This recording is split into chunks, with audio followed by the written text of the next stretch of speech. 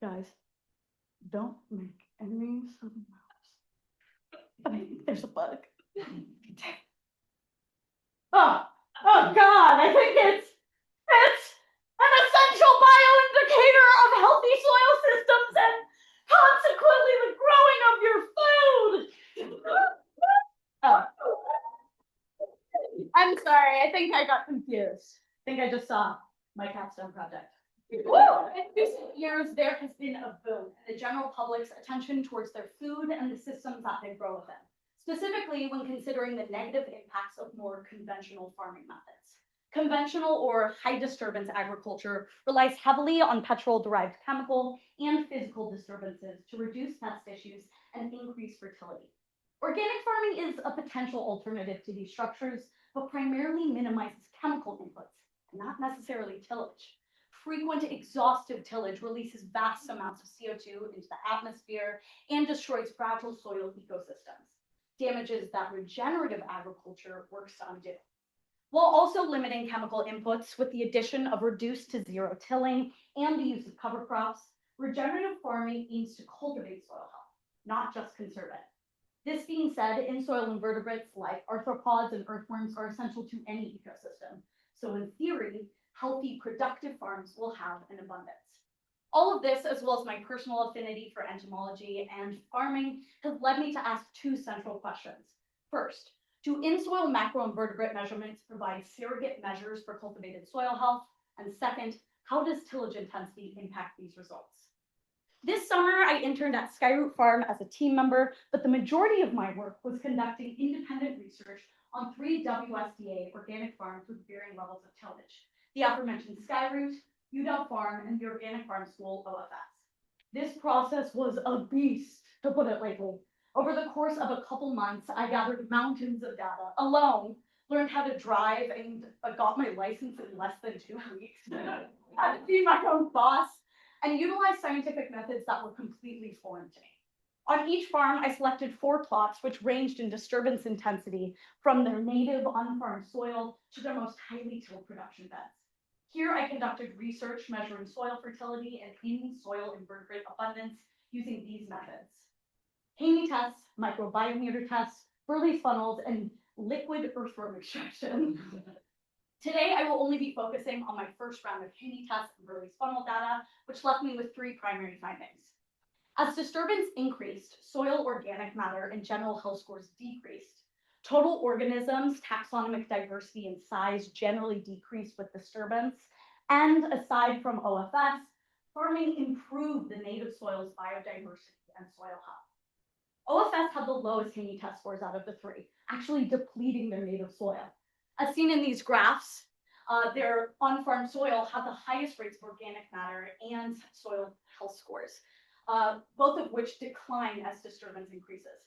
This trend is also apparent at UW and Skyroot, with the most notable differences generally being between plots 3 and 4, since both farms are primarily low disturbance. Here, I only showed UW's results, but those of Skyroot are quite similar.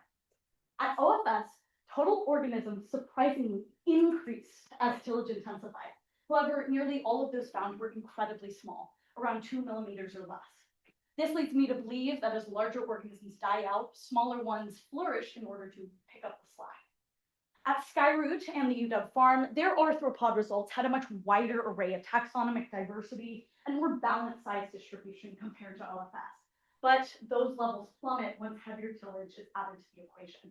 Lastly, and in my opinion, most importantly, with the exception of OFS, farming improved the native soil's health and in-soil invertebrate abundance. You can see this trend clearly displayed in these graphs, especially with the UW Farm.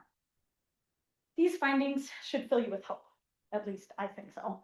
Although yes, I have further confirmed how devastating tillage can be to soil ecosystems, I've also found that with responsible and mindful management practices, farming can not only work with the land they farm upon, but actively help to heal it. We have long been sold a narrative that humans can only exist at odds with the natural world, especially with agriculture, but that simply isn't true. We can eat, and eat well, all while knowing that the land our food is coming from is treated with care and respect. And in turn, although it might be relatively small, we can begin to mend the damages humanity has done onto this planet. I would like to thank my faculty advisors, Eli Wheat and David Montgomery, Skyroot, UW Farm, OFS, my dear friends and family, my dog, my mom, Nick, and all of you for coming. Thank you so much.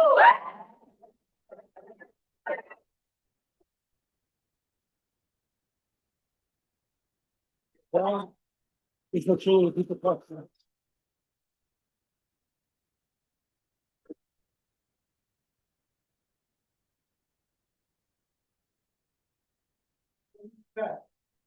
Yes, so Nick, right there, that person I don't know, actually. Those methods, can you explain them a little bit more clearly or more about them?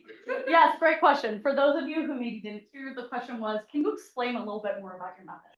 So I know I touched on this very quickly, but in general, Haney tests are really widely used soil tests that are often used in agriculture. They look at a lot of different factors like soil organic matter, but also like pH. They give different ratings. It's really cool, really widely used. Microbiometer tests, they give certain ratios between fungal and microbial networks in soil. Burley's funnels are just literally metal tubes, essentially, that you put soil samples or like leaf litter samples, and there's a light on the top. In soil, invertebrates really don't like light, so they will naturally crawl down and unfortunately go into the death pool, which is alcohol, where they will die, but they're later ID'd. And then liquid earthworm extraction is really weird. You pour a bunch of mustard water onto a selected section of soil, and apparently earthworms hate mustard and they will crawl out of the ground, where unfortunately, again, they will be killed and later ID'd. Lots of killing. Yes, that person also, I have no idea who you are. I saw that you used a lot of different tests, but you only showed just a portion of your results. I was wondering what you're doing with the rest of your data. That is such a great question. For those of you in the audience who perhaps didn't hear it, the question was, you had a lot of data and a lot of different tests. What are you doing with the rest of your data? What I'm doing with the rest of my data, actually, I'm delaying my graduation a bit, and I will be continuing to work on this research, fully analyzing it and all that stuff, and hopefully be writing a publishable academic article by maybe the end of the year. That'll be really epic. Like, David Montgomery or people. Yeah.